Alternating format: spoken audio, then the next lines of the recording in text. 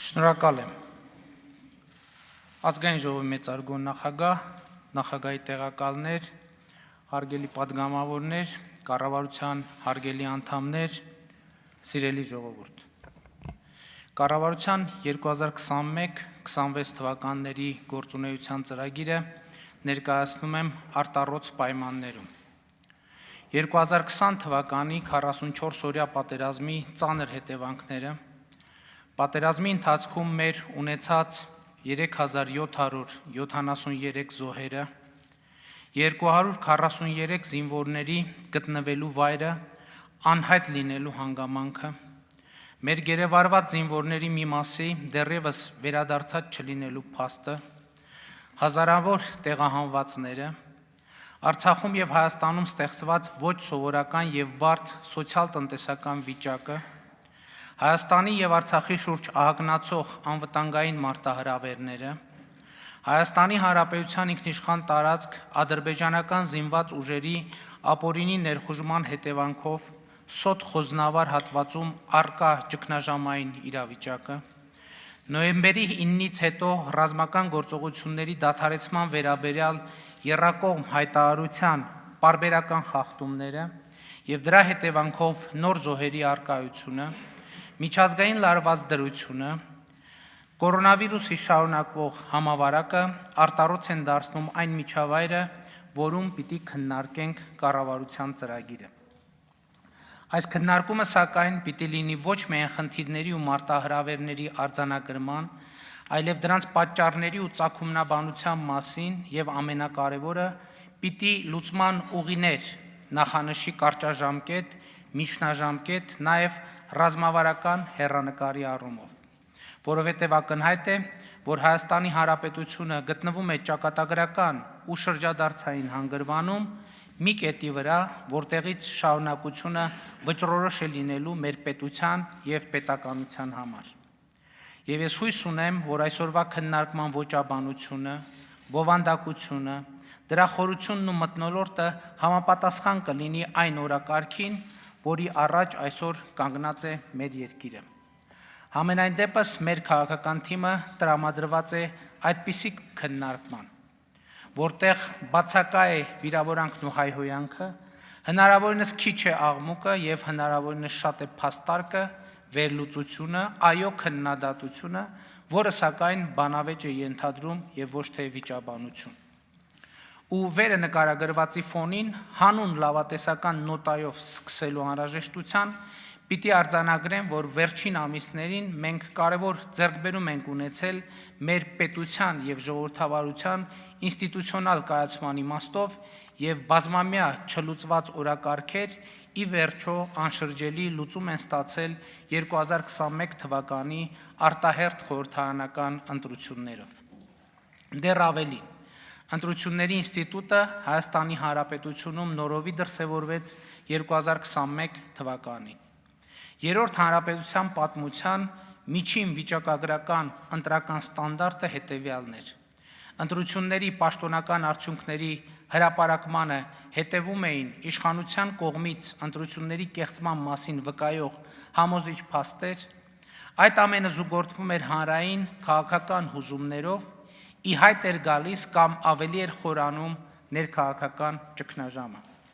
2021 թվականի արտահերթ խորհրդարանական ընտրությունները ունեցան ուղիղ հակառակ ազդեցություն։ Ընտրությունների արդյունքներով հանրային քաղաքական հուզումների մթնոլորտը հաղթահարվեց ներքաղաքական ճգնաժամը։ Ընդ որում, սա ընտրությունների թերևս ամենաանսպասելի արդյունքն է, որովհետև 44-օրյա աղետալի պատերազմից հետո, ավելի կոնկրետ 2020 թվականի նոյեմբերի 9-ից մինչև քարոզարշավի ավարտը ներքաղաքական դիսկուրսը կառուցվում էր գործող իշխանության ներկայացուցիչներին, մասնավորապես վարչապետին, նրա և իշխանության այլ ներկայացուցիչների ընտանիքների անդամներին, դավաճանության, հողեր հանձնելու, հողեր վաճառելու, կապիտուլյացիայի մեջ մեղադրելու և հետևաբար նրանց պատժելու, հաշվեհարդարի ենթարկելու, ընդհուպ հրապարակային գնդակահարելու տրամաբանության վրա, ինչի գործնական դրսևորումը տեսանք Ազգային ժողովի նախագահ, ներկայումս արտաքին գործերի նախարար Արարատ Միրզոյանի դեմ տեղի ունեցած մահափորձի, կառավարական շենքերի վրա տեղի ունեցած հարձակումների տեսքով։ Պատմական շատ նախադեպեր կան, երբ նման իրավիճակներում կառավարությունները կամ փախչում են պատասխանատվությունից, կամ դիմում միջնորդների, կամ դիմում ուժի։ Մենք չդիմեցինք ոչ միջնորդների, ոչ էլ ուժի։ Մենք դիմեցինք մեր ժողովրդին, արտահերթ խորհրդարանական ընտրություններ նախաձեռնելով եւ ասելով, որ հլու ենթարկվելու ենք ժողովրդի կայացրած ցանկացած որոշման։ Հատուկ ուզում եմ ընդգծել, որ միջազգային դիտորդական առաքելությունների միահամուռ գնահատմամբ 2021 թվականի հունիսի 20-ի արտահերթ խորհրդարանական ընտրությունները եղել են մրցակցային, հիմնարար իրավունքներն ու ազատությունները հարգվել են, ընտրությունները եղել են ազատ, քարոզարշավի իրականացման հնարավորությունները եղել են հավասար, ապահովվել է լուսաբանման հավասարության սկզբունքը, ընտրությունները համապատասխանել են ժողովրդավարության սկզբունքներին։ Սա ասում եմ ի ցույց դնելու համար, որ մեզ համար սկզբունքային է եղել ոչ միայն հայտարարել ժողովրդի կամքին ենթարկվելու մեր պատրաստակամության մասին, այլև ապահովել քաղաքացու կամքի ազատ արտահայտման իրական հնարավորություն։ Հաջորդ բացառիկ հանգամանքը, որ ուզում եմ նշել ընտրությունների համատեքստում, հետևյալն է. ներքաղաքական ճգնաժամի եւ նախընտրական շրջանում հեռուստատեսային եթերում ըստ էության չի եղել ոչ մի իշխանամետ հեռուստատեսային ալիք։ Սրա փոխարեն գործել են ընդդիմադիր շրջանակներին պատկանող առնվազն 5 հեռուստաալիքներ։ Սա այն դեպքում, երբ հեռուստահաճախությունների մրցույթը տեղի էր ունեցել ընդամենը ամիսներ առաջ,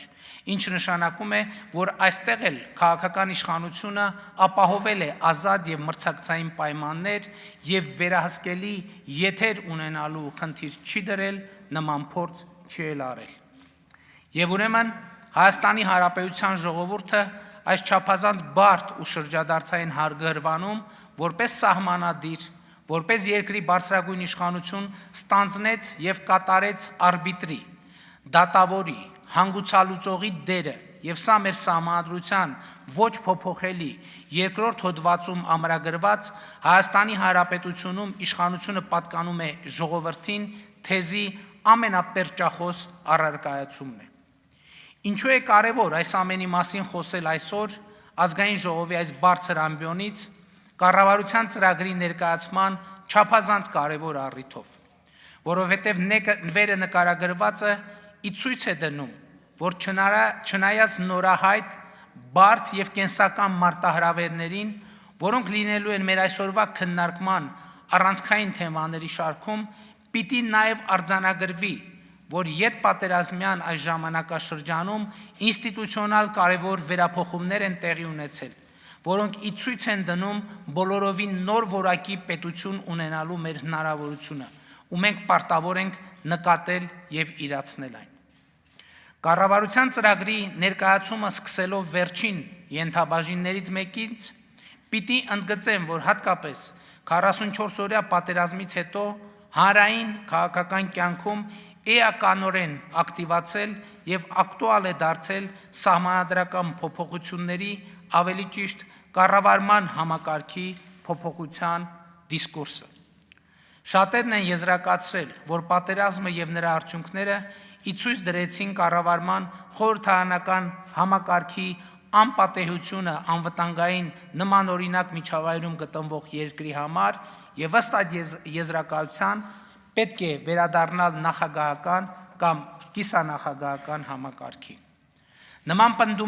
պնդումները մերկապարանոց համարել չի կարելի, իհարկե, բայց վերը նկարագրվածի ֆոնին հարց է ծագում, իսկ արդյոք հանրային քաղաքական հուզումների մթնոլորտը ընտրությունների միջոցով հաղթահարելու մեխանիզմը նույն կերպ կաշխատեր կառավարման նախագահական կամ կիսանախագահական համակարգերի պարագայում։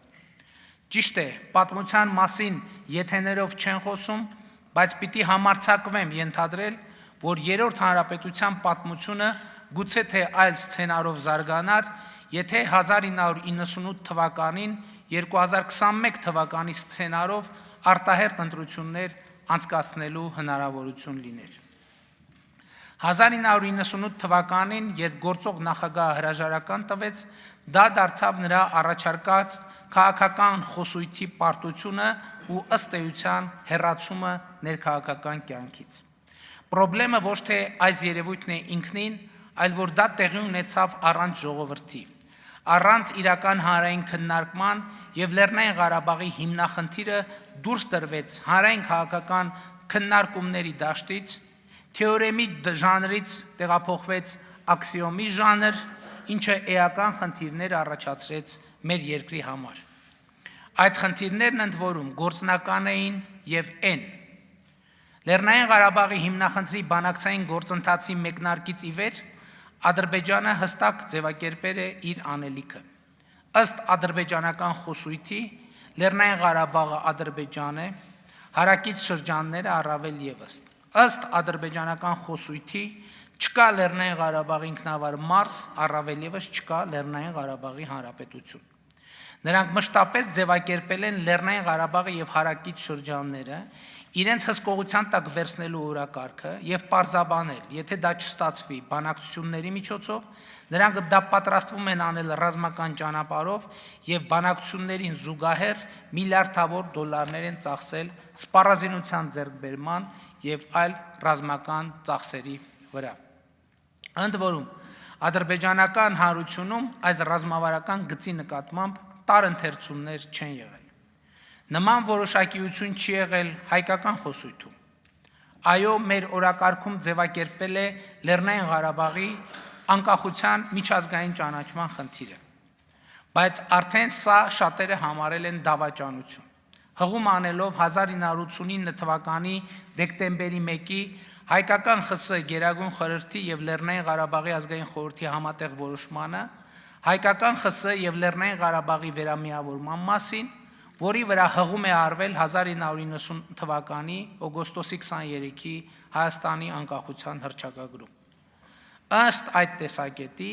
Լեռնային Ղարաբաղը պետք էր ճանաչել Հայաստանի մաս։ Հաջորդ տեսակետը տարածքներ կարգավիճակի դիմաց բանաձևն է, համաձայն որի Լեռնային Ղարաբաղի հարակից տարածքների զիջման դիմաց պետք էր հասնել Ղարաբաղի անկախության միջազգային ճանաչման։ Բայց այս տեսակետը դավաճանություն համարողներ նույնպես կային, պնդելով, որ տարածքների զիջման բանաձևը անընդունելի է հայ ժողովրդի համար։ Կար տարածքների փոխանակման կոնցեպտը, որի իմաստը Հայաստանի որոշ տարածքներ Ադրբեջանին զիջելու դիմաց Լեռնային Ղարաբաղը Հայաստանի միավորելն է։ Այս բանաձևի շուրջ նույնպես մեղմ ասած բացասական կարծիք կար հանրային քաղաքական շրջանակներում եւ շատերն այն դավաճանություն ու դավադրություն էին համարում։ Բայց սրանով մեր խնդիրները չեն ավարտվել ու գործնական առումով կար երկու շատ լուրջ բարդություն։ Եթե Ադրբեջանի ասելիքը նույնն էր թե ներքին քննարկումների, թե միջազգային հանրության հետ հաղորդակցության ընթացքում եւ թե բանակցային սեղանի շուրջ, ընդ որում այդ ասելիքի վերաբերյալ նրանց մոտ կար հանրային կոնսենսուս, մեր պարագայում ասելիքներն ու դիրքորոշումները տարբեր էին։ Հանրային քաղաքական կյանքում ուրիշ էր, միջազգային հանրության հետ շփումներում ուրիշ էր, բանակցային սեղանի շուրջ ուրիշ էր։ Ու ամենակարևորը, մենք չենք ձևակերպել ամենակարևոր հարցի պատասխանը։ Իսկ ինչ ենք անելու, եթե բանակցային սեղանի շուրջ չհաջողվի մեզ համար ընդունելի լուծման հասնել։ Ընդ որում, խնդրում եմ ուշադրություն դարձրեք։ Ես չեմ խոսում տարբեր իշխանությունների կամ կառավարությունների կամ ղեկավարների, արածների կամ չարածների մասին,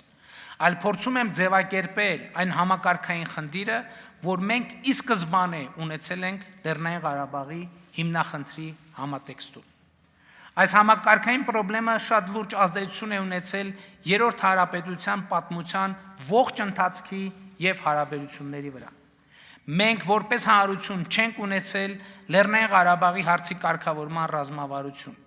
չենք արձանագրել դրա անհրաժեշտությունը եւ հետեւաբար հարցը դուրս է թողնվել հանրային քաղաքական օրակարգից, կրելով հակամարտության պատմության ընթացքում մեր մոտեցումների հակասականության ամբողջ ազդեցությունը։ Լեռնային Ղարաբաղի հիմնահարցի ներհայաստանյան ընկալումների հակասությունների իմ թվարկածանքը ընդ որում ամբողջական չէ։ Եվ այդ թվարկումը դեռ էլի կարելի է շարունակել։ Վերադառնալով կառավարության քննարկող ծրագրի 5-րդ գլխի նախաբանում արծարծված նոր սահմանադրության ընդունման կամ սահմանադրական փոփոխությունների երկընտրանքի թեմային ցանկանում եմ ընդգծել, որ ամենևին փաստ չէ, որ 2020 թվականին Լեռնային Ղարաբաղի հիմնահարցի շուրջ առաջացած ճգնաժամի մեջ կառավարման խորհրդարանական համակարգը ի ցույց է դրել իր ոչ կենսունակությունը։ Նկատի ունեմ, որ մենք իրականում 7 անգամ պիտի չափենք, 1 անգամ կտրենք կառավարման համակարգը փոխելու որոշում կայացնելուց առաջ, որովհետև կարող է պարզվել, որ հենց կառավարման կիսանախագահական համակարգի առանձնահատկություններն են գործարկել այն թափանիվը, որը հանգեցրել է փակուղու։ Սա չեմ ասում որպես պնդում կամ համոզմունք, այլ որպես շատ կարևոր նյութ մտածումների համար։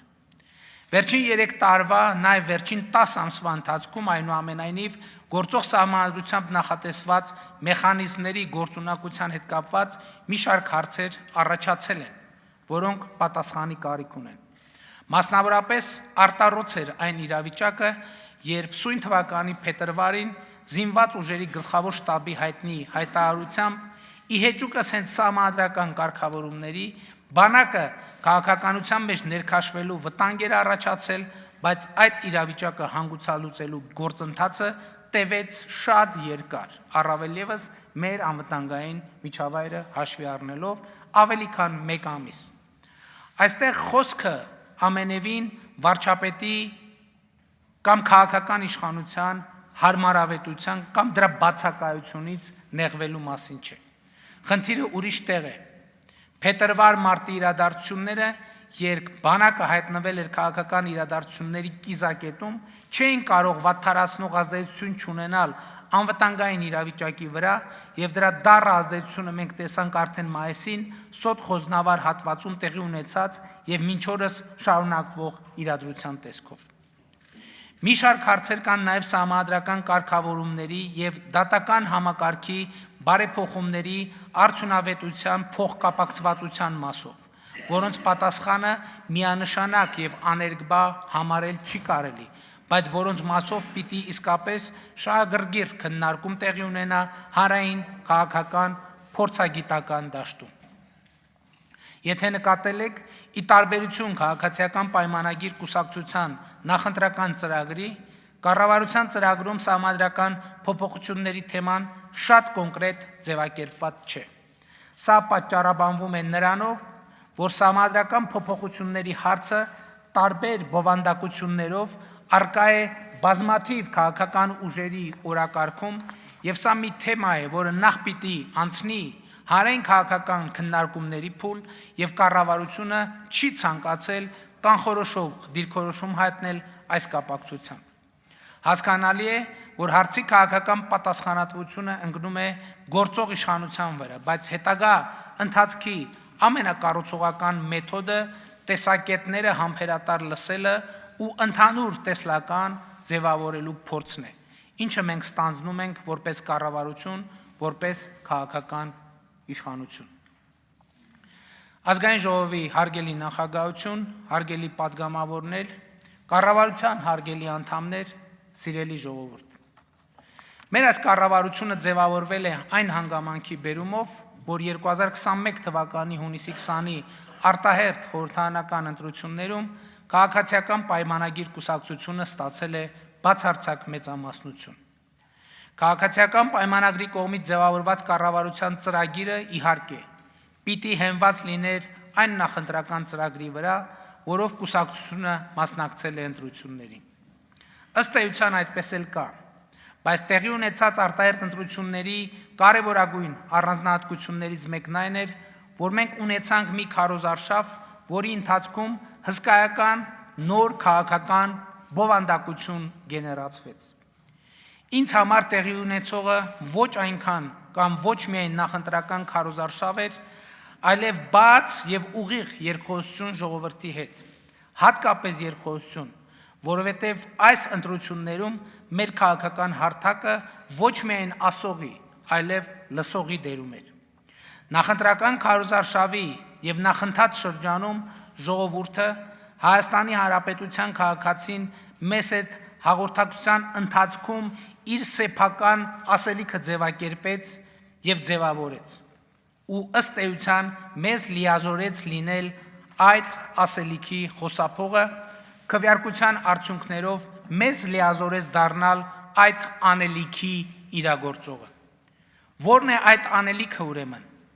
Ստանդարտ քաղաքագիտական պատասխանը հետևյալն է այն ինչ գրված է քաղաքացիական պայմանագիր կուսակցության նախընտրական ծրագրում ինչը ճիշտ է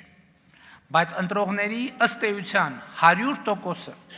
նախընտրական քարոզարշավից առաջին հերթին հիշում եւ արձանագրում է եւ հարցման դեպքում կհիշատակի երկու բան քաղաքական մեծամասնության ստանձնած երկու բանավոր պարտավորություն առաջինը օրենքի եւ իրավունքի դիկտատուրա երկրորդը Հայաստանի եւ տարածաշրջանի համար խաղաղ զարգացման դարաշրջան բացելը ահա տիկնայք եւ պարոնայք սա է ժողովրդի քվեարկության արդյունքներով ձևավորված կառավարության ստացած մանդատի կարճ նկարագրությունը եւ պիտի արձանագրենք որ կառավարության ծրագիրը ձևավորվել է հենց այս երկու հիմնական անելիքի համատեքստում։ Մնացած ամեն ինչը ըստ էության որևէ ձևով ուղղակի կամ անուղղակի առնչվում է այս երկու հիմնաքարերի հետ եւ կառավարությունը գործելու է հենց այս տրամաբանությամբ։ Ինչպես ասված է կառավարության ներկայացվող ծրագրի նախաբանում մեջբերում եմ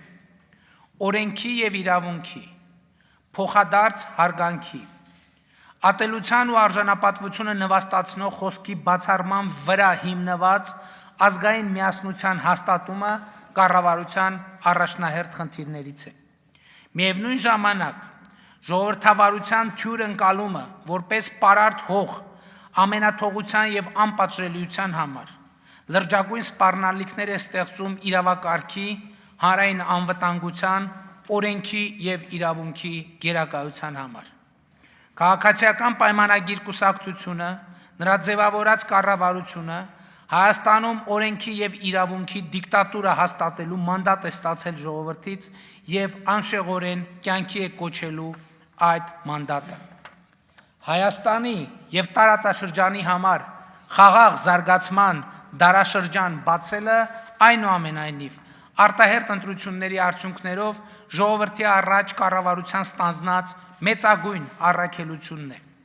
կառավարությունը գիտակցում է որ այս խնդրի լուծումը միայն Հայաստանի Հանրապետությունից չէ կախված այլև տարածաշրջանի մյուս երկրների կեցվածքից եւ ցանկությունից Հայաստանի Հանրապետության կառավարությունը ստանձնում է տարածաշրջանի համար խաղաղ զարգացման դարաշրջան բացելու իր բաժին անելիքը ու պատասխանատվությունը մեջբերման ավարտ Ասվածի համատեքստում իհարկե ամենահրատապ խնդիրը Հայաստանի եւ Արցախի անվտանգության ապահովումն է ինչպես է ուրեմն կառավարությունը ապահովելու այդ անվտանգությունը Այս նպատակին հասնելու համար կառավարությունը մտադիր է կիրառել առաջին հերթին քաղաքական եւ դիվանագիտական գործիքակազմը որպես առաջնային նպատակ ունենալով Հայաստանի եւ Արցախի շուրջ անվտանգային միջավայրի կայունացումը։ Գործնական առումով Հայաստանի Հանրապետության կառավարությունը կարևոր է համարում ԵԱԿ Մինսկի խմբի համանախագահության հովանու ներքո բանակցային գործընթացի վերականգնումը եւ ողջունում է 2020 թվականի նոյեմբերի 9-ից հետո համանախագահողների արած հայտարարությունները, որոնց հիմնական շեշտադրումը հետևյալն է. Զերծ մնալ սադրիչ ռետորաբանությունից եւ գործողություններից Լեռնային Ղարաբաղի հիմնախնդրի խաղաղ կարգավորման համար հնարավորինս արագ առանց նախապայմանների վերականգնել բանակցային գործընթացը ԵԱՀԿ Մինսկի խմբի համանախագահության հովանու ներքո։ Համանախագահները փաստել են, որ Լեռնային Ղարաբաղի հակամարտությունը կարգավորված չէ եւ հարցի համապարփակ եւ տևական կարգավորումը պետք է տեղի ունենա կողմերին հայտնի սկզբունքների հիման վրա, այդ սկզբունքները հիշեցնեմ հետևյալն են. ուժի կամ ուժի սպառնալիքի չկիրառում, ազգերի ինքնորոշում, տարածքային ամբողջականություն։ Կառավարության օգոստոսի 12-ի նիստում ես հայտարարել եմ, որ Հայաստանը պատրաստ է բանակցային գործընթացում ներգրավվել թե բարձր, թե բարձրագույն մակարդակում եւ մենք սպասում ենք կոնկրետ առաջարկների։ Պիտի հատուկ արձանագրեմ, որ կառավարության ծրագիրը ձևավորված եւ ձևակերպված է բանակցային միջավայրի վերականգնմանը առավելագույնս նպաստելու միտումով ու նպատակադրումով եւ կառավարությունը տրամադրված է առավելագույն կառուցողական աշխատանքի։ Հայաստանի շուրջ բարենպաստ միջավայր ձևավորելու հաջորդ կարևոր գործիքը եւ հարթակը հունվարի 11-ի եռակողմ հայտարարության հիման վրա եւ նոյեմբերի 9-ի հայտարարության հիման վրա տարածաշրջանային տնտեսական եւ տրանսպորտային ապաշրջափակման նպատակով ձևավորված Հայաստանի, Ռուսաստանի եւ Ադրբեջանի փողվարչապետերի աշխատանքային խմբի գործունեությունը ակտիվացնելն է եւ կոնկրետ արդյունքներ արձանագրելը։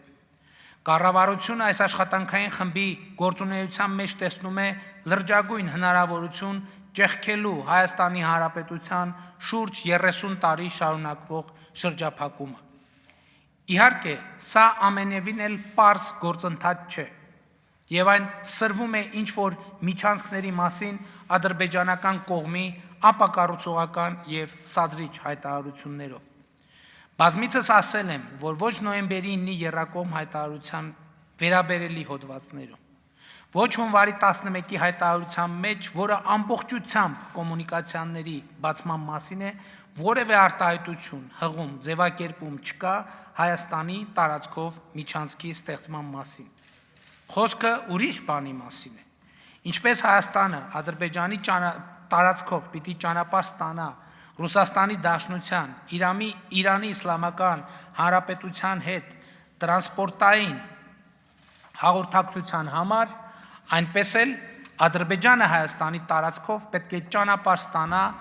իր արևմտյան շրջանների Նախիջևանի հետ տրանսպորտային կոմունիկացիոն հաղորդակցության համար եւ այս մասին մի քանի անգամ խոսելու առիթ ունեցել եմ։ Բայց միևնույն ժամանակ մենք չենք հերքել եւ չենք հերքում, որ տարածաշրջանային կոմունիկացիաների բացման թեման որոշակի ռիսկեր պարունակում է Հայաստանի պետական շահերի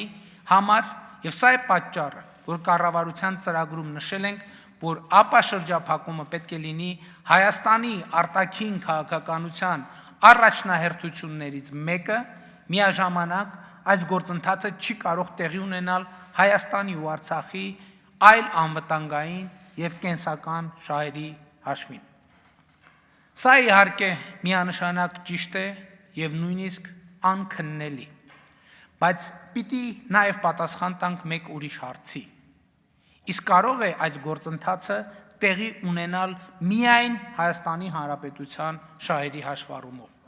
անտեսելով տարածաշրջանի երկրների շահերը կամ առանց այդ երկրների շահերը հաշվի առնելու։ Սա է թերևս ֆունդամենտալ հարցը, որ վախենամ մեր անկախության 30-ամյա պատմության մեջ այնքան էլ հաճախ չի հնչել։ Մեր մեծագույն խնդիրը տարածաշրջանում բարենպաստ միջավայր ստեղծելն է Հայաստանի շուրջ։ Սա մի հարց է, որը միշտ էլ ձևակերպված է եղել մեր պետական օրակարգում։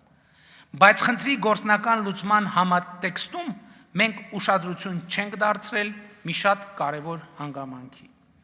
Եթե ուզում ենք բարենպաստ տարածաշրջանային միջավայր ձևավորել Հայաստանի շուրջ, պետք է Հայաստանը բարենպաստ միջավայր դարձնենք տարածաշրջանի համար։ Ընդ որում, փոխադարձության սկզբունքով, ոչ ավել եւ ոչ էլ պակաս։ Որքան ուզում ենք միջավայրը բարենպաստ լինի Հայաստանի համար, նույնքան Հայաստանը պիտի բարենպաստ դարձնենք միջավայրի համար։ Եթե կուզեք, սա մեր անվտանգության ռազմավարական մարտահրավերն է։ Այս պահին ընդ որում ես չեմ առաջարկում շատ կոնկրետ եւ գործնական լուծումներ։ Ընդամենը բոլորիս ուշադրությունն եմ հրավիրում այս կարևորագույն առանձնահատկության վրա։ Մի բանում համոզված եմ, այդ մասին բազմիցս հրապարակային խոսել եմ։ Վստահ եմ նաև Այս ասելիքի համար են Հայաստանի Հանրապետության քաղաքացիները քվեարկել քաղաքացիական պայմանագիր կուսակցության օգտին եւ իմ օգտին։ Եվ այդ ասելիքի մասին գրված է կառավարության ներկայացվող ծրագրում, որտեղ տարածաշրջանային կայուն միջավայրի ձևավորումը եւ տարածաշրջանային ենթակառուցվածքների ապաշրջափակումը դիտվել է որպես Հայաստանի անվտանգության ապահովման կարևոր գործոն։ Ըստ այդմ մեջբերում եմ տարածաշրջանի խաղաղությունը եւ կայունությունը մեր երկարատև ռազմավարությունն է։ Սահմանակից երկրների հետ հարաբերությունների խորացումը կամ կարգավորումը կառավարության արտաքին քաղաքականության կարևոր ուղղություններից է լինելու։ Թշնամության խորացումը սպառնալիք է տարածաշրջանի կայունության եւ անվտանգության համար։ Թշնամության հաղթահարումը կարող է դառնալ տարածաշրջանային արտաքին քաղաքական օրակարգի առանցք։ Մեջբերման ավարտ։ Իմ կողմից դեռևս գարնանը ձևակերպված այս ասելիքը ենթարկվել է բազմաթիվ քննադատությունների եւ համոզված եմ, ելի կենթարկվի։ Բայց ակնկալում եմ, որ քննադատությունների հեղինակները պատասխանեն մի շատ կարևոր ու գործնական հարցի։ Ինչ ենք մենք ուզում անել մեր տարածաշրջանային այն հարաբերությունների հետ, որում ահռելի թշնամական կոնտեքստ եւ նույնիսկ պոտենցիալ կա։ Քավլիցի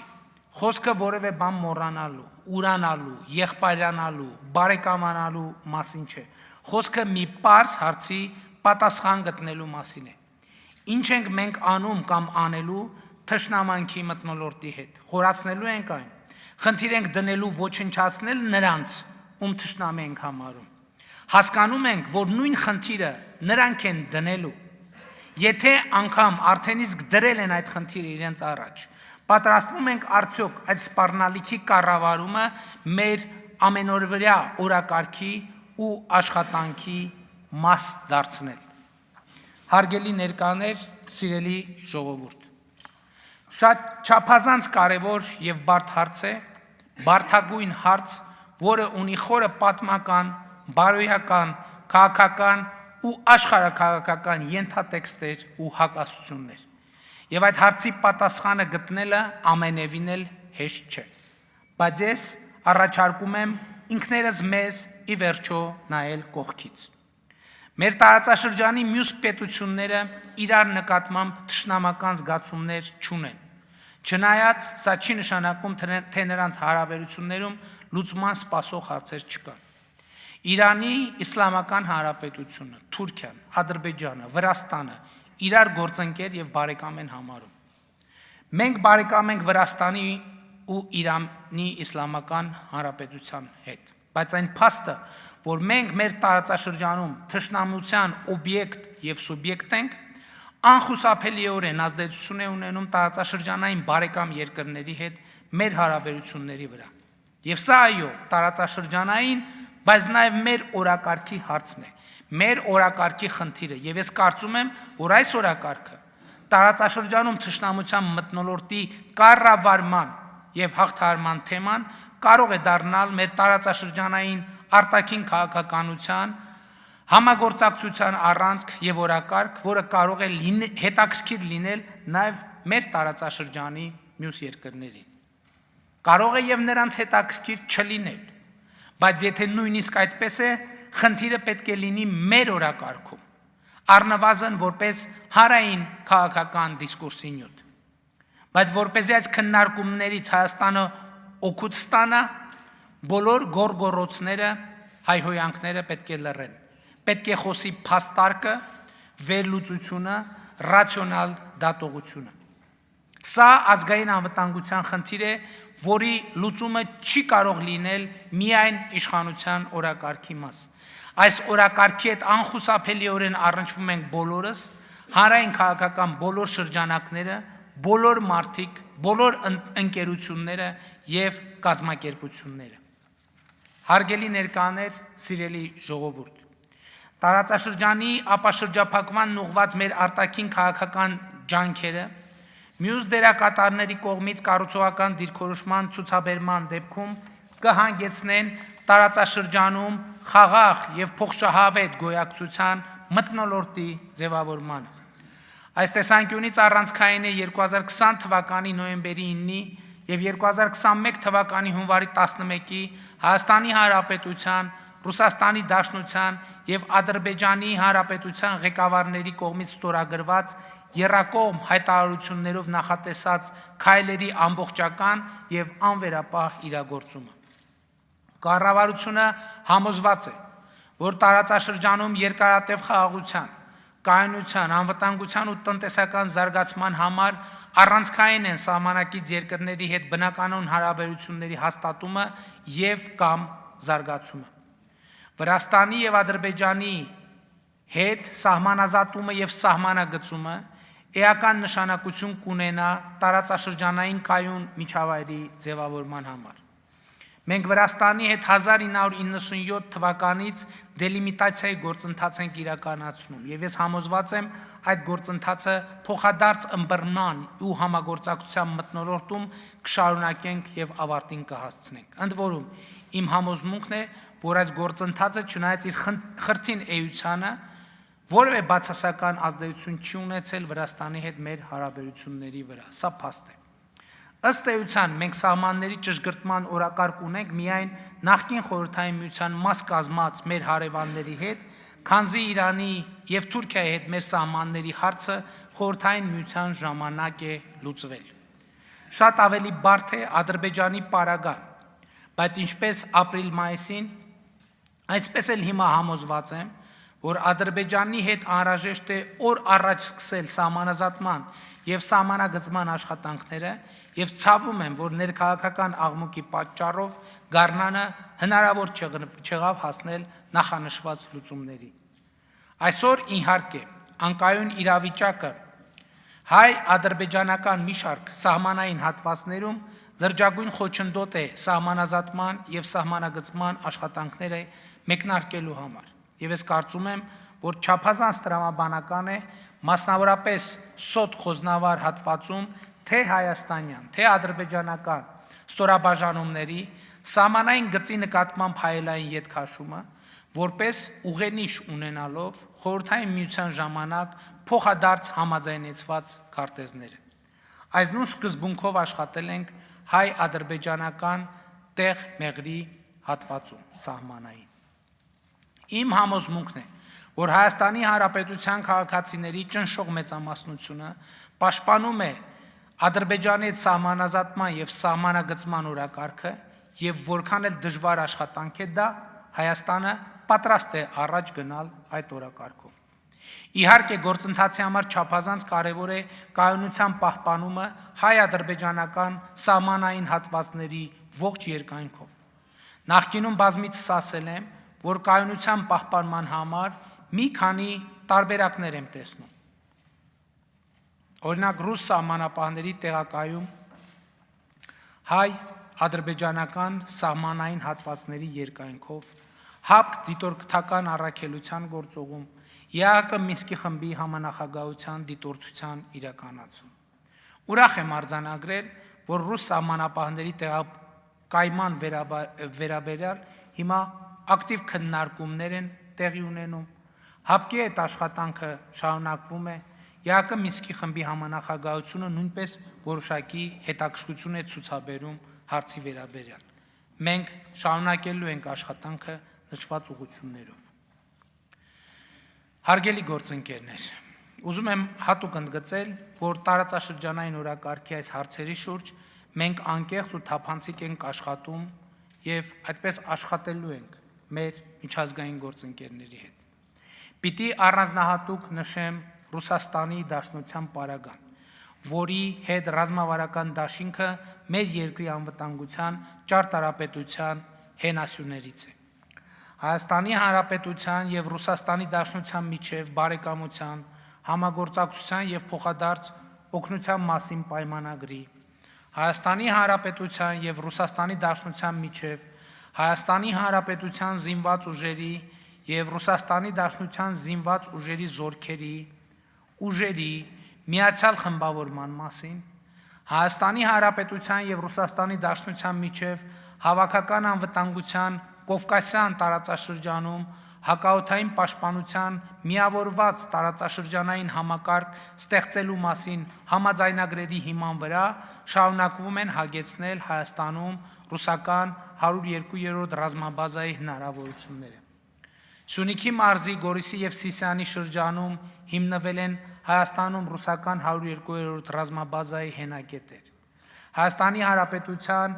պետական սահմանային մի շարք հատվածներում պահպանությանը մասնակցում են ռուսական սահմանապահները։ Ռուսաստանի հետ մենք սերտ համագործակցության մեջ ենք տարածաշրջանային կոմունիկացիաների ապաշրջափակման աշխատանքային խմբի ֆորմատով, Ռուսաստանը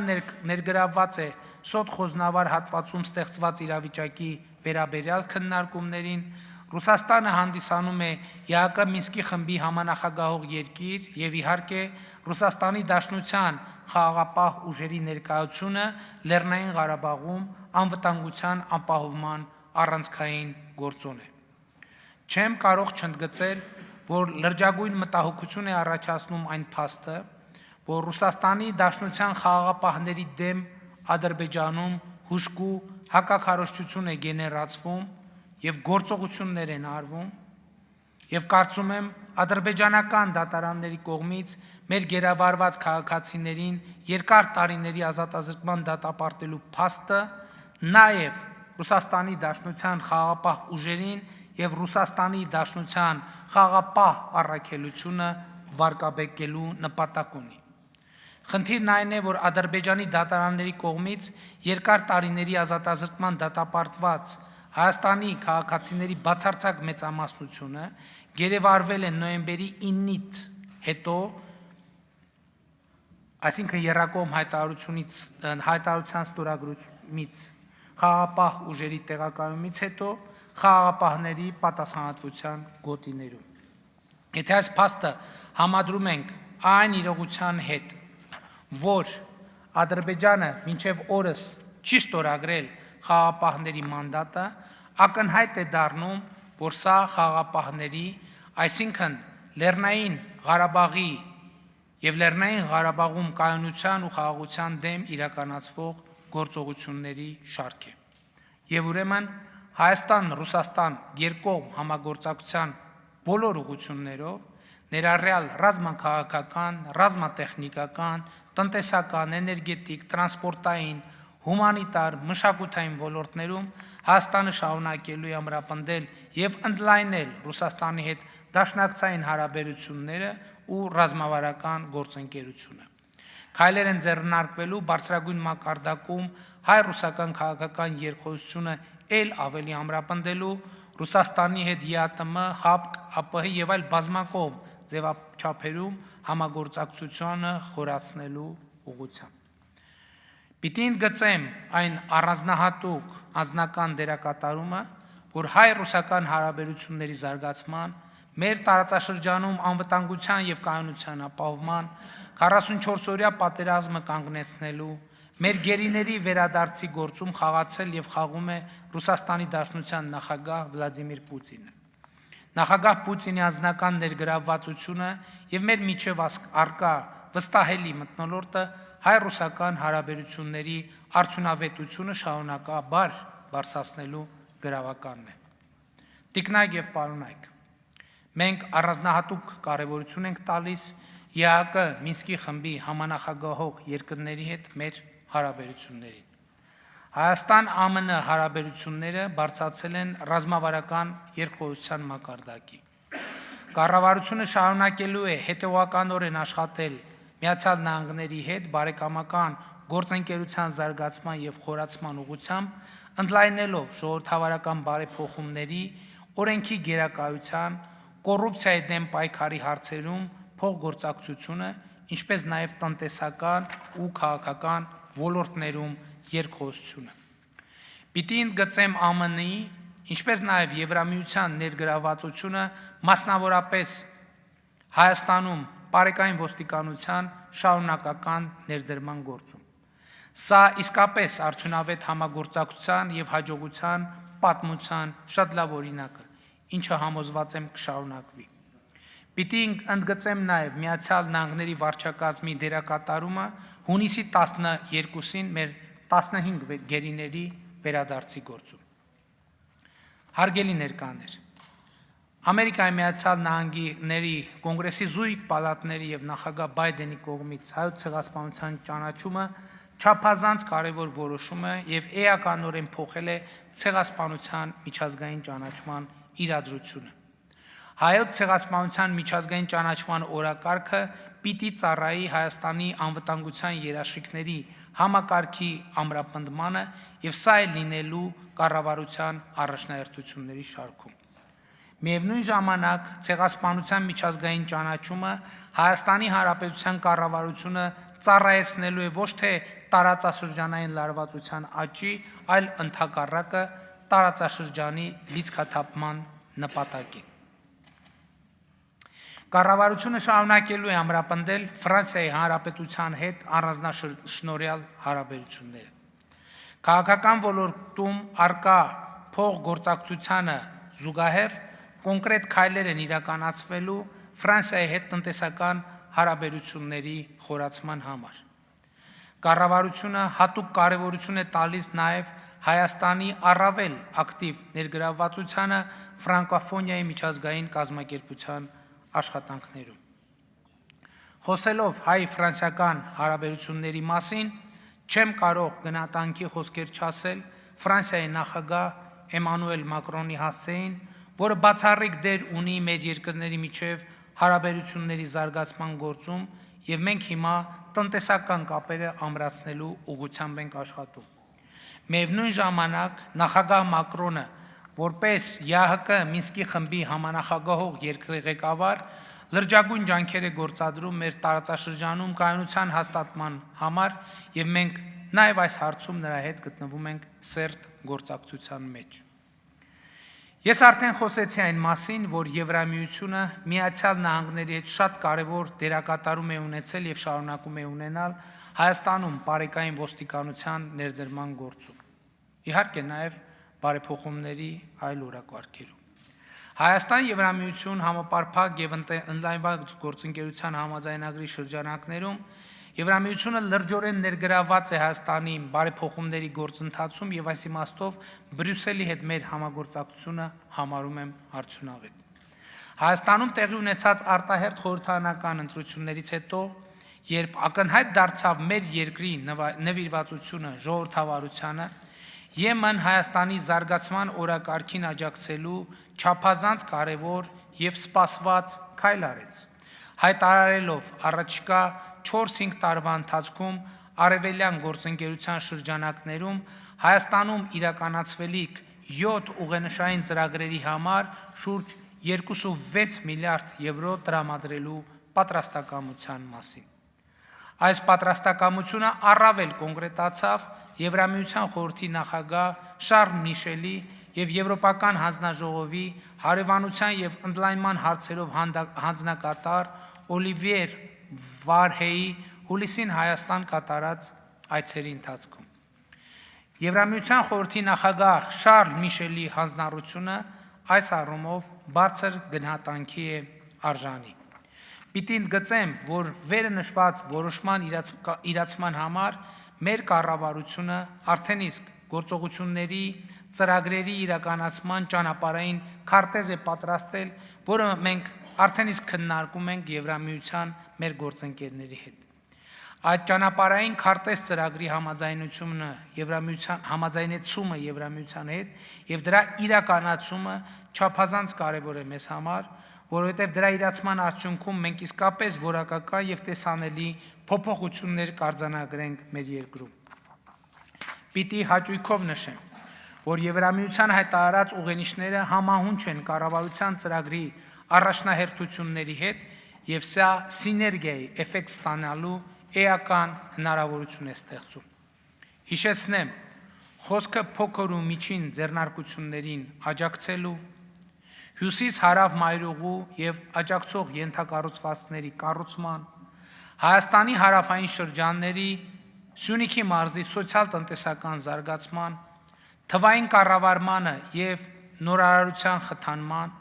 Երևանի որպես կանաչ եւ խելացի քաղաք զարգացման, կրթության հասանելիության, ջրամբարների ու աղբավայրերի կառուցման մասին է։ Իհարկե, մենք ԵՄ-ի հետ համագործակցությունը շարունակելու ենք մյուս ասպեկտներով ևս, ինչի մասին կառավարության ծրագրում նշված է։ Վերադառնալով տարածաշրջան եւ ընդգծելով տարածաշրջանային քաղաքականության առանձնահատուկ կարևորությունը մեզ համար, պիտի հաճույքով արձանագրեմ, որ վարչապետի պաշտոնում վերանշանակվելուց հետո հասցրել եմ աշխատանքային այց կատարել Իրանի Իսլամական Հանրապետություն մասնակցելու նախագահ Իբրահիմ Ռայիսի պաշտոնամուտի արարողությանը։ Բարձր եմ գնահատում նախագահ Ռայիսի հարևան երկրների հետ հարաբերությունները զարգացնելու ուղերձը եւ մեր առաջին երկկողմ հանդիպման ընթացքում մենք հասցրել ենք այդ ուղղությամբ մեր անելիքները ու օրակարգը ձևակերպել եւ առաջիկայում կանցնենք դրա գործնական իրագործմանը։ Իսկ սեպտեմբերի 8-ին պաշտոնական այց կկատարեմ Վրաստան։ Հատուկ ուզում եմ ընդգծել Վրաստանի վարչապետ Իրակլի Ղարիբաշվիլիի շահագրգիռ գործունեությունը հայ-վրացական տնտեսական համագործակցությունը ակտիվացնելու գործում։ Չեմ կարող չհիշատակել վարչապետ Ղարիբաշվիլիի անձնական ներդրումը հունիսի 12-ին մեր 15 գերիների վերադարձը կազմակերպելու գործում։ Ամփոփելով արտաքին քաղաքական ոլորտում մեր ծրագրերի թեման, պիտի հույս հայտնեմ, որ այն պայմանավորվածությունները, որոնք ձեռք են բերվել Չինաստանի նախագահ Սի Ցզինպինի վարչապետ Լի Կեցյանի հետ 2019 թվականին ունեցած հանդիպումների ընթացքում եւ որոնց իրականացումը խոչընդոտվել է կորոնավիրուսի համավարակի պատճառով, կյանքի կկոչվի։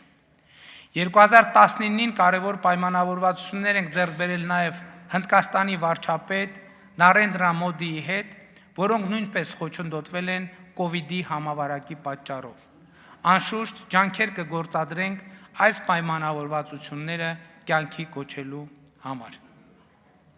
Կառավարության համար արտաքին քաղաքականության կարևոր նպատակներից է բոլոր պետությունների եւ կազմակերպությունների հետ Հայաստանի երկկողմ եւ բազմակողմ հարաբերությունների շարունակական զարգացումը եւ արդյունավետ համագործակցությունը։ Այս համատեքստում ևս Հայաստանի հիմնական գործընկերների հետ փոխշահավետ եւ բովանդակային փոխգործակցությունը կարևոր բաղադրիչ է պետության անվտանգային ճարտարապետության մեջ։ Հայաստանը շարունակելու է ակտիվորեն ներգրավված լինել հավաքական անվտանգության պայմանագրի կազմակերպության աշխատանքներին եւ աշխատել պայմանագրային եւ փաստաթղթային բազայի, հավաքական անվտանգության մեխանիզմների կատարելագործման եւ կիրառման ուղղությամբ, ինչը լավագույնս կարտացոլի եւ կսպասարկի անդամ պետությունների շահերը եւ համատեղ նպատակները։ 2021 թվականի սեպտեմբերին ստանձնելով Հավաքական անվտանգության պայմանագրի կազմակերպության նախագահությունը Հայաստանը փորձելու է իր առաջնահերթությունների շրջանակներում ամրապնդել կազմակերպության կառուցակարգերը ի նպաստ անդամ պետությունների եւ միջազգային անվտանգության։ ԵԱՏՄ շրջանակներում կառավարությունը շարունակելու է նախաձեռնողական եւ փոխշահավետ համագործակցության տարբերակների քննարկումը, միտված կառույցի ընձեռած հնարավորությունների առավելագույն օգտագործմանը գործընկեր երկրների միջև առևտրաշրջանառության ծավալների աճին եւ կոոպերացիաների զարգացմանը։ Կառավարությունը հետամուտ է լինելու ՆԱՏՕ-ի հետ քաղաքական երկխոսության շարունակությանը, անհատական գործընկերության գործողությունների ծրագրի հետևողական իրականացմանը։ ՄԱԿ-ը, ԵԱՀԿ-ն, ԱՊՀ-ն շարունակելու են մնալ մեր բազմակողմ հարաբերությունների զարգացման կարևորագույն հարթակներ, արտաքին քաղաքական մեր ուղղությունների հիշատակածս ցանկը իհարկե սպառիչ չէ եւ անվելի մանրամասն ներկայացված է կառավարության ծրագրի մեջ, որը հրապարակված է։ Ազգային ժողովի մեծարգո նախագահ, նախագահի տեղակալներ, հարգելի պատգամավորներ, կառավարության հարգելի անդամներ, սիրելի ժողովուրդ։ 2020 թվականի 44-օրյա պատերազմի հարվածը առաջին հերթին իր վրա ընդունեց մեր բանակը։ Գլուխ խոնարելով մեր բոլոր զոհերի, մեր բոլոր հերոսների առաջ պիտի արձանագրեմ, որ 44-օրյա պատերազմի հանգամանքները պարզաբանելը հանրային հստակ և աներկբա պահանջ է։ Արդեն իսկ պայմանավորվել ենք, այսինքն խոսել ենք դրա մասին, որ պատերազմի հանգամանքները ուսումնասիրելու համար ազգային ժողովում կստեղծվի քննիչ հանձնաժողով։ Այս առումով պիտի ընդգծեմ ինչպես արտախորհրդարանական ուժերի ներկայացուցիչների, այնպես էլ պատերազմի զոհերի և գտնվելու վայրը անհայտ անձանց հարազատների ներկայացուցիչներին հանձնաժողովի աշխատանքներում ներգրավելու կարևորությունը։ Նաև ուզում եմ ընդգծել, որ 44-օրյա պատերազմների հանգամանքներ ասելով պետք չի նկատի ունենալ միայն ռազմական ասպեկտը։ Հարցը ունի բազմաթիվ շերտեր, արտաքին քաղաքականից մինչև սոցիալ-հոգեբանական։ Այնուամենայնիվ, պիտի ընդգծեմ, որ նոյեմբերի 9-ից հետո մեր կարևորագույն անելիքներից մեկը կա և մնում է մեր բանակի զինված ուժերի բարեփոխումները ու արդիականությունը։ Պիտի նաև ընդգծեմ, որ բանակի բարեփոխումների մեր օրակարգը որոշ ուժեր փորձում են ներկայացնել որպես վկայություն ագրեսիվ քաղաքականություն որդեգրելու, պատերազմ սկսելու մեր մտադրության կամ որոշման։ Սա որևէ կապ չունի իրականության հետ, որովհետև Հայաստանի Հանրապետությունը, ինչպես ցանկացած խաղաղասեր պետություն, զինված ուժերը զարգացնելու և վերափոխելու է ոչ թե ագրեսիայի, այլ ագրեսիայից պաշտպանվելու, սեփական ինքնիշխանությունը պաշտպանելու լեգիտիմ և սահմանադրական նպատակով։ Զինված ուժերի բնագավառում կառավարության նպատակն է իրականացնել շարունակական բարեփոխումներ, որոնք կապահովեն զինված ուժերի կողմից սահմանադրական առաքելության կատարումը։ Հայաստանի Հանրապետությունը տարածքներ նվաճելու, պատերազմ սկսելու որևէ մտադրություն չունի։ Ռազմավարական առումով Հայաստանի Հանրապետությունը աստիճանաբար անցում կկատարի պրոֆեսիոնալ բանակի։ Էականորեն կփոխվի ժամկետային և զորահավաքային զինծառայության կառուցվածքը։ Կարևոր ենք համարում նաև մեր բանակի տեխնոլոգիական արդիականացումը, ավտոմատացված կառավարման համակարգի ներդրումը, զինվորական ծառայության, գրավչության բարձրացումը, աշխատավարձային և սոցիալական երաշխիքների նոր քաղաքականության միջոցով, ռազմական կրթության որակի էական բարձրացումը, ինչպես նաև կանանց առավել մասշտաբային ներգրավումը զինված ուժերի մարտական ստորաբաժանումներում։ Պիտի ընդգծեմ, որ կանանց ներգրավվածության մասին թեզը չունի որևէ գաղափարախոսական կամ հակագաղափարախոսական հենք, այլ պայմանավորված է բացառապես պրագմատիկ հաշվարկով։ Կանայք Հայաստանի Հանրապետության բնակչության մեծամասնությունն են և նրանց ռեսուրսի թեր ներգրավվածությունը որևէ ոլորտում պաշտպանությունից մինչև տնտեսություն նշանակում է մեր երկրի զարգացման պոտենցիալի աղճատում։ Ասածը չի նշանակում, թե կանայք բանակում պետք է նույնքան ներգրավված լինեն, ինչքան տղամարդիկ։ Խոսքը պոտենցիալի հնարավորինս լիարժեք օգտագործման մասին է և այս պոտենցիալը դեռ պետք է բացահայտվի։ Բանակի բարեփոխումների և արդիականացման գործընթացում մենք իհարկե կարևորում ենք մեր ռազմավարական դաշնակցի Ռուսաստանի Դաշնության հետ համագործակցությունը և կարող եմ արձանագրել, որ այս առումով Ռուսաստանի Դաշնության հետ արդեն իսկ ունենք կոնկրետ պայմանավորվածություններ։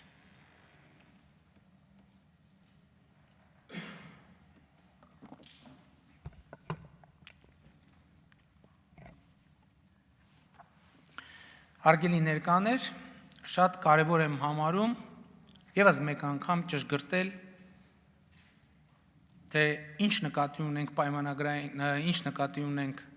պրոֆեսիոնալ բանակ և ինչով է այն տարբերվում պայմանագրային միջև այս մեզ հայտնի զինծառայությունից։ Հայտնի է, որ ըստ էության հաշվի առնելով Հայաստանի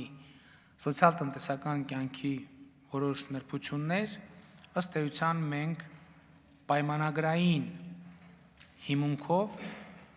զինվորական ծառայության ենք ներգրավում այլ գործով եւ մասնագիտություններով զբաղվող մարդկանց, որոնք ծառայում են որոշակի ժամկետ, ամսվա մեջ որոշակի հատված, իսկ մյուս հատվածում զբաղվում են իրենց գործերով, իրենց զբաղմունքով։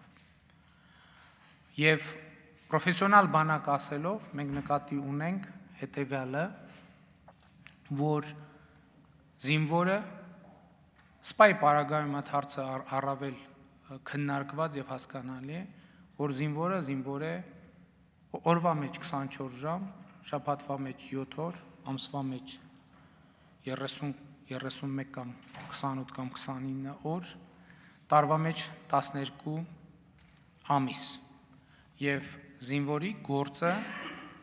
ըստ էության ռազմավարական հեռանկարում մենք չենք տեսնում սահմանի պահպանությունը։ Սահմանի պահպանությունը պետք է վերապահվի սահմանապահ զորքերին, սահմանապահ ուժերին, իհարկե այն ռազմավարության եւ տարածաշրջանային այն քաղաքականության տրամաբանության մեջ, որի մասին քիչ առաջ ես խոսեցի։ Իսկ զինվորը պիտի գտնվի մշտական տեղակայման վայրում իր աշխատանքային ժամին եւ զբաղված լինի իր մարտական պատրաստականության շարունակական բարձրացմամբ եւ այդ գործընթացը պիտի ունենա շարունակական բնույթ։ Զինված ուժերի տվյալ դեպքում բանակի կիրառման մասին որոշումները Հայաստանի Հանրապետության Սահմանադրությամբ եւ օրենքներով նախատեսված է, թե ինչպես եւ ինչ դեպքերում են տեղի ունենալու։ Մենք նպատակադրվել ենք նաեւ էականորեն փոխել ժամկետային զինծառայության կառուցվածքը եւ ժամանակը, ժամկետները եւ ընդհակառակը որոշել ենք, որ ավելի մեծ ուշադրություն պիտի դարձնենք պահեստազորի պատրաստականության բարձրացման աշխատանքներին եւ նաեւ այս համատեքստում է եւ ընդ որում կառավարության ծրագրի իրագործումը այս եւ մի քանի այլ մասերով արդեն իսկ մեկնարկել է եւ դուք գիտեք, որ վաղվանից երամսյա վարժական հավաքներ են տեղի ունենալու եւ այդ վարժական հավաքներով ըստ էության մեկնարկում է այն գործընթացը բանակի վերափոխման ակտիվ պահեստազոր ունենալու, որի մասին մենք մի քանի անգամ խոսելու առիթ ունեցել ենք։ Ես պիտի ասեմ, որ մեզ համար կարևոր է, որ զինծառայությունը ունենա պատշաճ գրավչություն։ Եվ այստեղ խոսքը միայն աշխատավարձերը բարձրացնելու մասին չէ, եւ մենք նպատակադրված ենք բարձրացնել ոչ միայն աշխատավարձերը, այլև սոցիալական երաշխիքների ամուր, կայուն եւ վստահելի համակարգ ստեղծել զինվորական ծառայության գրավչությունը բարձրացնելու համար եւ այս առումով նաեւ առանցքային խնդիր է մեզ համար ռազմական կրթության որակը բարձրացնելը։ Հայաստանի Հանրապետությունում ռազմական կրթության որակը պետք է շարունակաբար բարձրանա։ Իհարկե, մեր բանակը, մեր զինված ուժերը պետք է շարունակաբար տեխնոլոգիական զարգացման ենթարկվեն, որոնք համապատասխան կլինեն 21-րդ դարի մարտահրավերներին։ Ինչ վերաբերվում է սահմանների պահպանությանը, ես արդեն ասացի, որ ռազմավարական հեռանկարում մենք տեսնում ենք, որ սահմանապահները պետք է զբաղվեն մեր սահմանների պահպանությամբ։ Եվ ասելով սահմանապահները պիտի զբաղվեն մեր սահմանների պահպանությամբ, մենք նկատի ենք ունենում, որ այո, ինչպես արդեն ասացի, խաղաղ զարգացման դարաշրջան բացելու համատեքստում մենք պետք է բոլոր տեղերում ունենանք սահմանապահներ։ Իհարկե ոչ մի անգամից, որտեղ սահմանապահի արկայությունը սահմանին դա խաղաղության խորհրդանիշ է եւ մենք շարունակաբար պիտի գնանք այս ճանապարհով։ Եթե իհարկե կառուցվածքի առումով, ես ուզում եմ այս նրբությունը մենք բոլորս շատ լավ արձանագրենք։ Պրոֆեսիոնալ բանակը, որը մշտապես տեղակայված է մշտական տեղակայման վայրերում եւ ամենօրյա զբաղվում է միայն մարտական պատրաստականության, գրագիտության, պրոֆեսիոնալ հմտությունների զարգացմամբ, նա կիրառվում է այն ժամանակ, երբ որ տեղի է ունենում հարձակում Հայաստանի Հանրապետության վրա։ Չկա հարձակում Հայաստանի Հանրապետության վրա, մնացած բոլոր դեպքերում բանակը շարունակում է մնալ մշտական տեղակայման վայրերում, զորավարժարաններում եւ նրա գործը, ելի եմ ասում, շարունակաբար պրոֆեսիոնալ մակարդակի բարձրացումն է։ Հարգելի գործընկերներ, մենք պլանավորում ենք այս համատեքստում էական բարեփոխումներ իրականացնել ազգային անվտանգության ծառայության համակարգում։ Եվ մեր ռազմավարական տեսլականը հետևյալն է, որ ազգային անվտանգության ծառայությունը պետք է լինի հակահետախուզական մարմին, այսինքն ազգային անվտանգության ծառայությունը պետք է զբաղվի հակահետախուզությամբ, սահմանապահ զորքերը կշարունակեն մնալ ազգային անվտանգության ծառայության կազմում, ազգային անվտանգության ծառայության պատասխանատվությունը կլինի նաև ահաբեկչության եւ ծայրահեղականության դեմ պայքարը, սահմանադրական կարգի պաշտպանությունը եւ մի շարք գործառույթներ, որ այսօր վերապահված են նաև ազգային անվտանգության ծառայությանը, ժամանակի ընթացքում իհարկե կփոխվեն եւ կվերափոխվեն։ Եվ ես ուզում եմ ընդգծել, որ իմ համոզմունքը եւ նաև բավական լուրջ քննարկումների արդյունքը այն է, որ այս փոփոխությունների արդյունքում ազգային անվտանգության ծառայությունը էականորեն ուժեղանալու է։ Դուք գիտեք, որ նաև մի շարք հանգամանքների բերումով այսօր ազգային անվտանգության ծառայությանը վերապահված են լիազորություններ, որոնք մեծ հաշվով մեր ռազմավարական պատկերացումների համաձայն չպետք է վերապահված լինեն։ Մասնավորապես հետախուզությունը եւ այս ժամանակակից աշխարհում գործնականում բազմաթիվ զարգացած երկրներում հենց այդպես է, երբ որ հակահետախուզությունը եւ հետախուզությունը գտնվում են տարբեր մարմիններում եւ մենք պլանավորում ենք հետախուզական, արտաքին հետախուզության առանձին ծառայություն իրականացնել, նաեւ պլանավորում ենք պետական պահպանության ծառայությունը դուրս բերել ազգային անվտանգության ծառայությանը ենթակա մարմնի կարգավիճակից եւ դարձնել վարչապետին ենթակա մարմին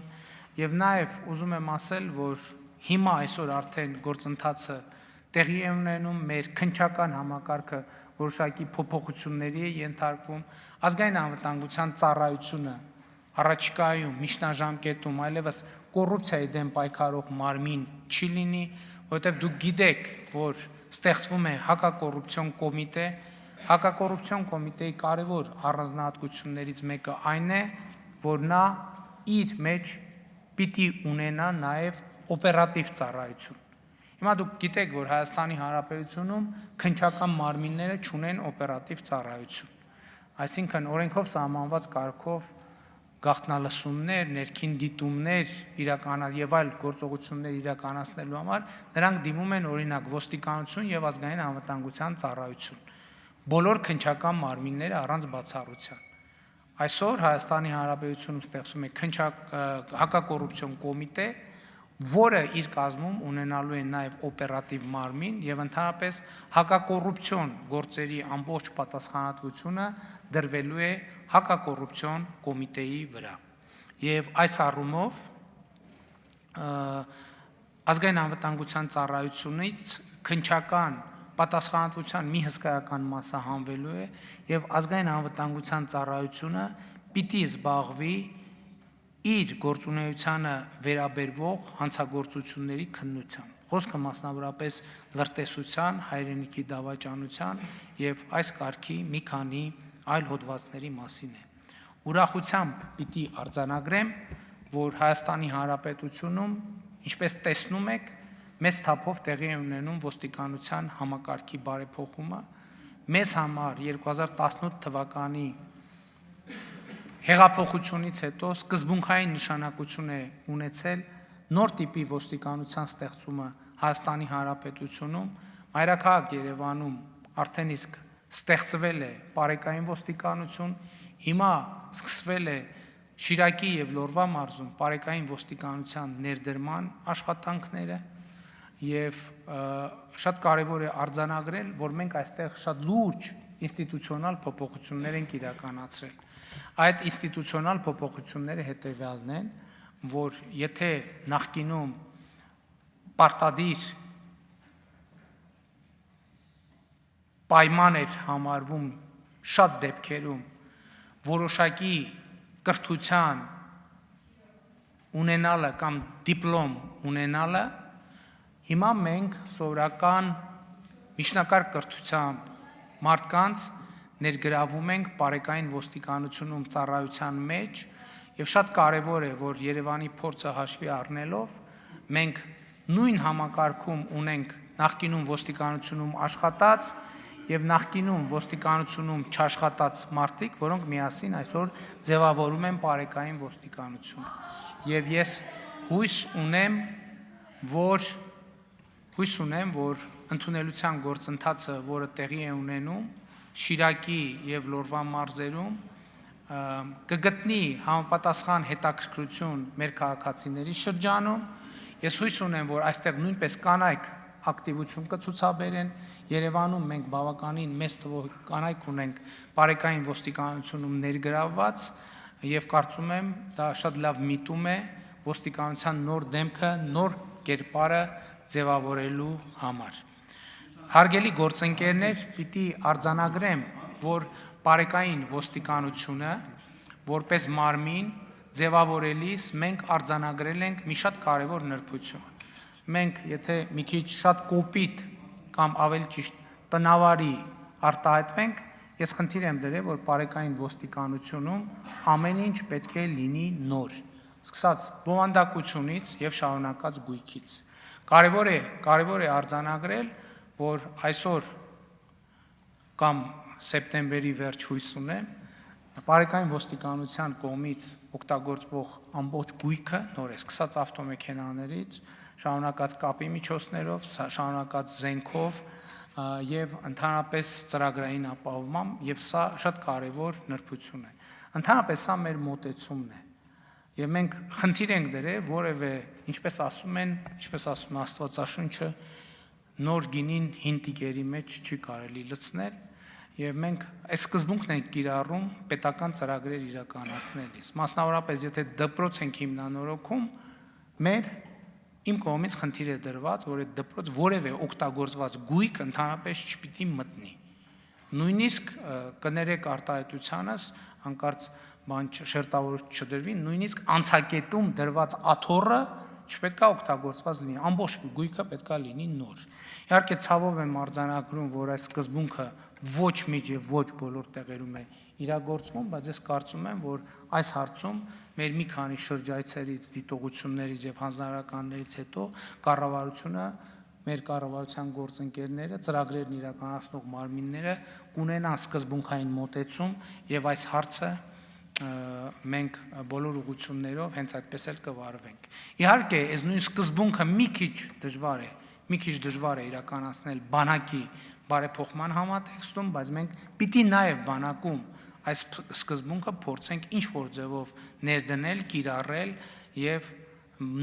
բանակի բարեփոխումները փորձել իրականացնել այս տրամաբանության մեջ, ինչքանով որ դա հնարավոր կլինի։ Հարգելի ներկաներ, ես արդեն Լեռնային Ղարաբաղի հիմնախնդրի կարգավորման մեր ընդհանրական մոտեցումները ներկայացրի, բայց ուզում եմ ընդգծել նաև, որ Արցախի հետպատերազմական վերականգնումը, տնտեսական կյանքի աշխուժացումը, տեղահանված բնակչության սոցիալական խնդիրների լուծումը, մշակութային ու կրոնական ժառանգության պահպանումը լինելու են կառավարության ուշադրության կենտրոնում։ Ջանք չի խնայվելու Արցախում արժանապատիվ եւ բարեկեցիկ կյանքի պայմաններ ստեղծելու համար։ Այս նպատակներին կառավարությունը հասնելու է Արցախի իշխանությունների հետ համագործակցության խորացման, ինչպես նաև Արցախի հետ գործակցության նոր ձևաչափերի ստեղծման միջոցով։ Դուք գիտեք, որ իմ կողմից Սույն թվական ներողություն 2020 թվականի նոյեմբերի 18-ին ճանապարհային քարտեզեր հրապարակվել եւ այնինչ մենք իրականացնում ենք մասնավորապես Արցախում այս մասով լինելու է շարունակական։ Պիտի ընդգծեմ, որ նոյեմբերի 18-ին ճանապարհային քարտեզի հրապարակումից հետո ընդ որում ճանապարհային քարտեզի կետ 2-ը հետևյալն էր՝ ապահովել արցախցիների վերադարձը իրենց հայրենի օջախներ, ամբողջությամբ վերականգնել Արցախի բնականոն կյանքը, Լեռնային Ղարաբաղի իշխանությունների վերահսկողության տակ գտնվող տարածքների վնասված տների, բնակարանների եւ ենթակառուցվածքների վերականգնում։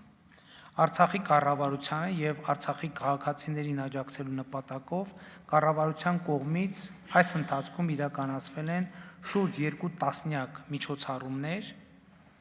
Այս պահի դրությամբ կառավարության կողմից Արցախին հատկացվել է 82 միլիարդ 863 դրամ, որից փաստացի, այսինքն գումարը ծախսվել է, հասել է շահառուներին 77 միլիարդից ավելի։ Ես ուզում եմ նաև առիթը օգտագործելով ասել, որ մենք հետևյալ ծրագրերն ենք իրականացրել Արցախում, օրինակ 2020 թվականի սեպտեմբերից սկսած մինչև օրս բնակչության սպառած էլեկտրաէներգիայի, գազի, հեռախոսակապի ծախսը ամբողջությամբ ֆինանսավորելու համար 2020 եւ 21 թվականների ընթացքում պետական բյուջեից նվիրաբերվել է 7.4 միլիարդ դրամ, Արցախի հանրապետության ենթակառուցվածքային շինարարական աշխատանքները ֆինանսավորելու նպատակով նվիրաբերվել է 1 միլիարդ դրամ։ Բացի այդ, Արցախի պետական հատվածի աշխատողների վարձատրությունը ֆինանսավորելու, Արցախի կենսաթոշակառուների եւ նպաստառուների կենսաթոշակներն ու նպաստները վճարելու, առողջապահական ծախսերը ֆինանսավորելու համար Հայաստանի Հանրապետության 2020 եւ 2021 թվականների պետական բյուջեից Արցախի կառավարությանը տրամադրվել է 18 միլիարդ դրամից ավելի բյուջետային վարկ։ Արցախում հաշվառված յուրաքանչյուր քաղաքացու, այդ թվում երեխաների, ինչպես նաև Արցախում չհաշվառված, սակայն փաստացի բնակվող անձանց տրամադրվել է 68,000 դրամի միանվագ օգնություն, Հայաստանում անշարժ գույք չունենալու դեպքում հավելյալ վճարվել է 15,000 դրամ յուրաքանչյուրին։ Մինչև օրս աջակցություն է ստացել 100,000-ից ավելի քաղաքացի, ընդհանուր վճարվել է 7.3 միլիարդ դրամից ավելի գումար։ Կառավարության 2021 թվականի փետրվարի 18-ին ընդունված որոշման համաձայն Արցախում հաշվառված կամ փաստացի բնակված անձանց 68,000 դրամ աջակցություն է տրամադրվել նաև 2021 թվականի մարտ, ապրիլ, մայիս եւ հունիս ամիսներին։ Յուրաքանչյուր ամիս աջակցություն է ստացել ելի 105,000 մարդ, ընդհանուր վճարվել է շուրջ 30 միլիարդ դրամ։ Աջակցության այս միջոցառումը հիմա լրամշակվում է։ Արցախի հանրապետությունում հաշվառված եւ հաշվառման հասցեում գտնվող բնակելի անշարժ գույքը պատերազմի պատճառած ավերածությունների հետևանքով կորցրած քաղաքացիներին տրամադրվել է միանվագ օգնություն 250,000 դրամի չափով։ Ուզում եմ ընդգծել, որ յուրաքանչյուր անձի է տրվել այդ օգնությունը, ոչ թե ընտանիքի, այսինքն ընտանիքի անդամների թվից կախված։ Մինչև օրս աջակցություն է ստացել 5,000-ից ավելի քաղաքացի, ընդհանուր վճարվել է 1.3 միլիարդ դրամ։ Հիմա այս միջոցառումը նույնպես լրամշակվում է, որպեսզի համապատասխանեցվի կառավարության քննարկվող ծրագրի դրույթներին։ Ռազմական գործողությունների հետևանքով Արցախի հանրապետության վերահսկողությունից դուրս մնացած համայնքներում հաշվառված չափահաս քաղաքացիներին, ժամանակավոր հյուրընկալողներ, ինչպես նաև Արցախի հանրապետության վերահսկողության ներքո գտնվող համայնքներում հաշվառված, սակայն բնակելի անշարժ գույքը պատերազմի պատճառած ավերածությունների հետևանքով կորցրած քաղաքացիներին հյուրընկալողները յուրաքանչյուր չափահաս անդամի համար ստացել են 6 ամսյա աջակցություն, Հայաստանում հյուրընկալելու դեպքում 30,000 դրամ, իսկ Արցախում 45,000 դրամ։ Ուզում եմ ընդգծել նաև, որ Արցախի հանրապետության վերահսկողությունից դուրս մնացած տարածքներում անշարժ գույքը կորցրած քաղաքացիները ելի յուրաքանչյուրը ստացել են 300,000 դրամ աջակցություն, Պիտի ընդգծեմ նաև, որ Արցախի հանրապետության քաղաքացիները Հայաստանի հանրապետության պատերազմին մասնակցած քաղաքացիների հետ օգտվել են նաև 2020 թվականի աշնանային կիսամյակի ուսման վարձը ամբողջության փոխհատուցման ծրագրից, այսինքն մեկ կիսամյակի վարձը ամբողջության փոխհատուցվել է, պիտի ընդգծեմ, որ այն շահառուները, որոնք այդ կիսամյակում ուսման վերադառնալու հնարավորություն չեն ունեցել, նրանց այդ արտոնությունը, նրանց այդ ծրագիրը պահպանվել է եւ երբ որ նրանք վերադարձել են ուսման, այդ աջակցությունը ստացել են։ Իհարկե դուք նկատեցիք, որ այս աջակցության ծրագրերը հիմնականում սոցիալական աջակցության ծրագրեր են եւ մենք այսօր Արցախի իշխանությունների հետ աշխատում ենք, Հայաստանի Հանրապետության կառավարությունը մեր նպատակադրումը հետեւյալն է, սոցիալական աջակցության ծրագրերը քայլ-քայլ փոխարինել զարգացման ծրագրերով, որպեսզի Արցախում վերականգնվի տնտեսական ակտիվությունը, գեներացվեն հարկեր եւ այս առումով նույնպես բնականon գործունեությունը ապահովվի։ Հարգելի ներկաներ, ես ուզում եմ ընդգծել, որ կառավարության ծրագրի առանցքային հենասյունային խնդիրներից մեկը Հայաստանի Հանրապետությունում տնտեսական զարգացում ապահովելն է եւ մենք պիտի արձանագրենք, որ այն պետական մարտահրավերները, որ մենք ունենք, այդ պետական մարտահրավերները կարող է սպասարկել, դրանց իրականացումը ապահովել զարգացող եւ հարգունակ տնտեսությունը եւ տնտեսական քաղաքականությունը իհարկե լինելու է Հայաստանի Հանրապետության կառավարության համակ ուշադրության ներքո։ Կառավարության տնտեսական ծրագրում մենք արձանագրել ենք, որ մեր տնտեսական քաղաքականության նպատակներն են։ Տնտեսական հնարավորությունների ընդլայնումը եւ դրանց հավասար հասանելիության ապահովումը մարդու ստեղծարար հմտությունների զարգացման եւ իրականացման միջոցով միջին խավի բարեկեցության աճը եւ աղքատության կրճատումը, արտահանումը խթանող պայմանների ապահովումը եւ միջավայրի ձևավորումը։ Մինչեւ 2026 թվականը կառավարության տնտեսական թիրախներն են։ Համախառն ներքին արդյունքի տարեկան միջին աճի նվազագույն մակարդակ 7%, բարենպաստ արտաքին տնտեսական պայմաններում 9%, ֆորմալ հատվածի ոչ պետական ոլորտի աշխատավարձի եւ դրան հավասարեցված այլ վճարովների ֆոնդը հասցնել համախառն ներքին արդյունքի 25%-ի, գործազրկության մակարդակը բերել 10%-ից ավելի ցածր մակարդակի։ Ընդհանրապես ուզում եմ ասել, որ մենք բոլորս ամեն օր առնչվում ենք տնտեսական բազմաթիվ խնդիրների, մեր սոցիալ-տնտեսական կյանքում առկա բազմաթիվ բարդությունների եւ մենք պիտի կարողանանք հասկանալ նաեւ մեր տնտեսության ֆունդամենտալ հիմնարար խնդիրները։ Իմ կարծիքով, մեր կարծիքով այդ հիմնարար խնդիրներից մեկը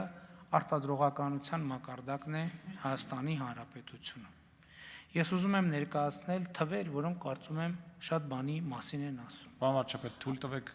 եթե կարճ է, որտեղ ընդմիջման ժամն է արդեն, թույլ տվեք, եթե ուզում եք